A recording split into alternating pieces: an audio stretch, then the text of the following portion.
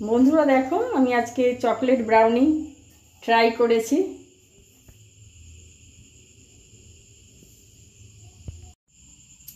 বন্ধুরা দেখো, আমি এই প্রথম চকলেট ব্রাউনি বানালাম নিজের অভিজ্ঞতা দিয়ে। জানি না কেমন হবে, আমি একটু বার করে নিই। ঘরে যা ছিল তাই দিয়ে বানিয়ে নিয়েছি। এটা বানাতে তোমার একটু রেশিওটা একটু ভালো করতে হয়। যেমন তুমি 100 গ্রাম ময়দা নিলে 100 গ্রাম বাটার, 80 গ্রাম হচ্ছে তোমার ডার্ক, আর যদি সুগার ফ্রি ডার্ক চকলেট হয় তাহলে চিনিটা নিতে হবে 100 গ্রাম। আর যদি মানে সুগার থাকে তাহলে একটু অল্প নেবে, 60-70 গ্রাম, নাহলে বেশি মিষ্টি হয়ে যাবে। এই আর লাগবে একটু ময়দা, 100 গ্রাম ময়দা দিয়ে দিলে। আর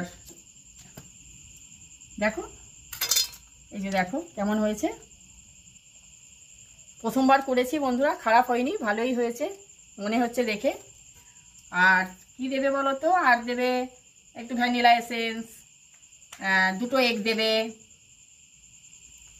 আর যদি পাও একটুখানি ওয়ালনাট দিয়েছি, আমি আমন্ড দিয়েছি, দিয়ে বানিয়েছি।